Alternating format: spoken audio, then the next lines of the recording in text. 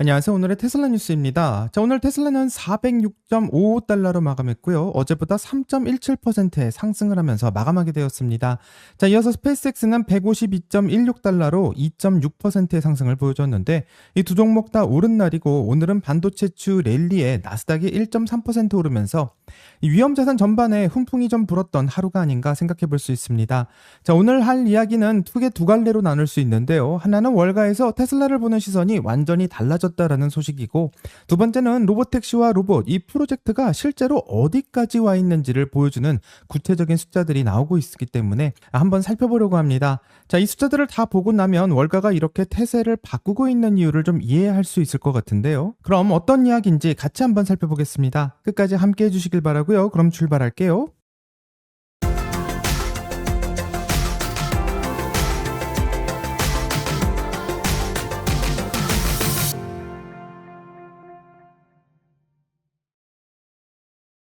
자, 오늘 시장 분위기부터 살펴보면 가장 큰 배경은 반도체였다고 할 수 있는데, 마이크론이 오늘 미국 내 투자 계획을 기존 2천억 달러에서 2,500억 달러로 늘리겠다고 발표했습니다. 이 뉴욕 공장이 예정보다 앞서서 진행되고 있다는 소식과 함께 이 반도체 업종 전체가 다시 강세를 보였고, 나스닥도 1.3% 오른 상황인데요. 이 연준 쪽에서도 소식이 나오고 있고, 이 케빈 러시 연준 의장은 이 통화 정책을 전면 재검토하겠다며 이 5개의 태스크포스 리더진을 공개하고 있습니다. 이 커뮤니케이션의 방식부터 대차제조표, 인플레이션을 보는 기준까지 다 들여다 보겠다고 말하고 있는데, 이 당장 정책이 바뀌는 것은 아니지만 연말까지 결과가 나올 예정이라 이 시장의 일부는 이것을 금리 인하의 가능성의 힌트로 받아들이고 있는 분위기입니다.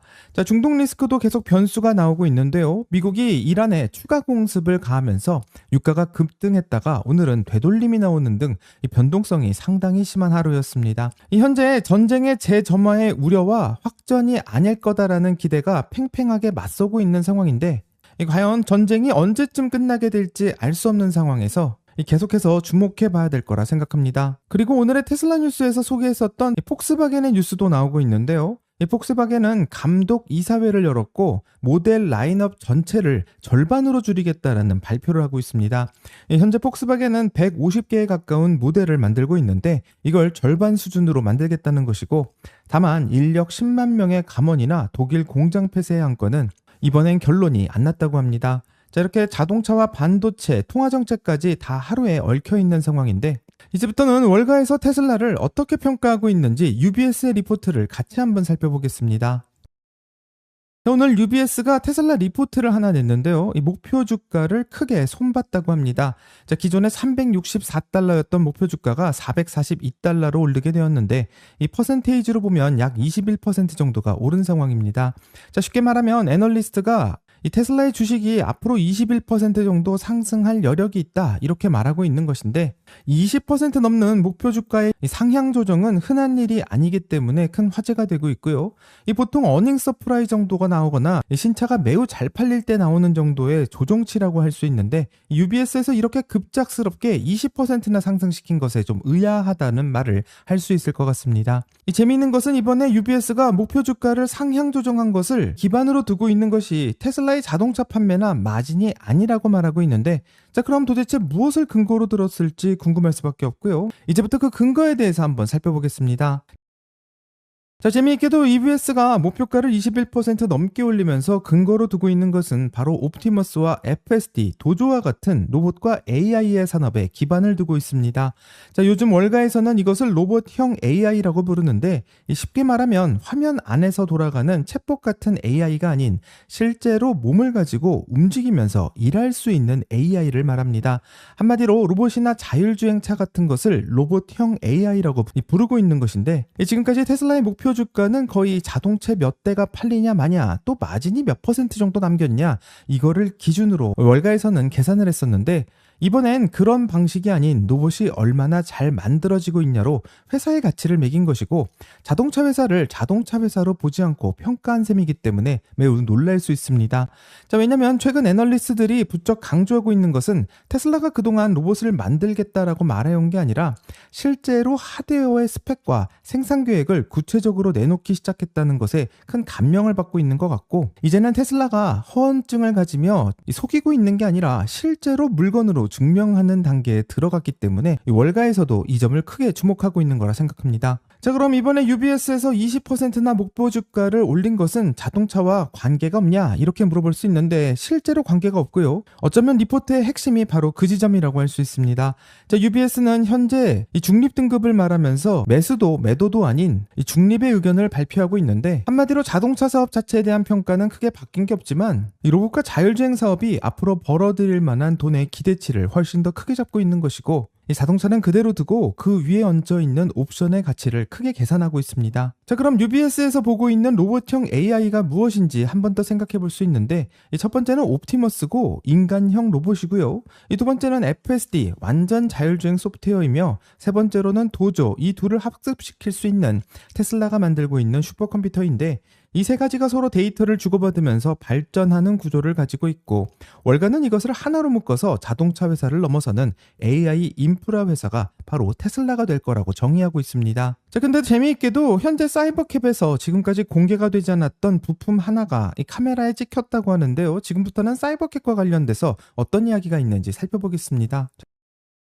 테슬라를 다루고 있는 언론에서 단독으로 전하고 있는 소식인데, 이 사이버캡에는 듀얼 GPS가 들어간다는 것이 확인되고 있다고 하는데, 쉽게 말하면 GPS 수신기를 하나가 아니라 두 개를 넣었다는 뜻이고, 이게 왜 중요하냐면 GPS 하나로 위치를 잡을 때 오차가 날 수 있기 때문에 이 두 개를 동시에 쓰면서 이 오차를 훨씬 줄일 수 있고, 이 차량이 어느 방향을 보고 있는지까지 정밀하게 잡아낼 수 있다고 해서 조금 신기한 상황인 것 같습니다.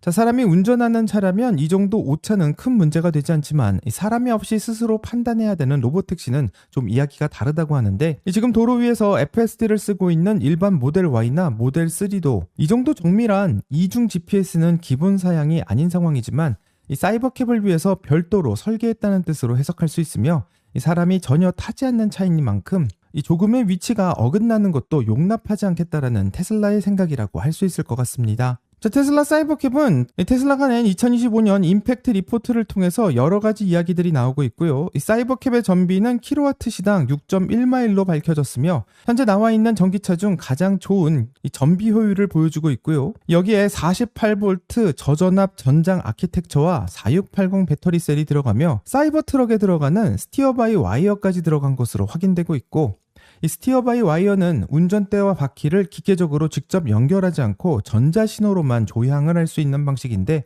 이 부품수를 훨씬 줄이면서도 정밀한 제어가 가능해질 것으로 예상할 수 있습니다. 지금부터는 사이버캡이 콘셉트 단계를 지나서 양산의 준비로 넘어가면서 이 세부 부품 스펙이 하나씩 외부로 나오고 있는 상황으로 보이고, 이 완성차 업계에서는 양산 6개월에서 1년 전쯤부터 이런 식의 부품의 디테일이 공개되기 때문에 양산에 훨씬 가까웠다라는 것을 알 수 있고요. 이 사이버캡이 언제쯤 시작하게 되는가가 가장 중요한 발표라고 생각하지만, 오늘은 많은 사람들이 초점을 모았던 것은 오히려 사이버캡보다 옵티머스라고 생각하는데, 이 중국에서 나오고 있는 옵티머스의 이야기에 대해서 지금부터 한번 확인해 보겠습니다.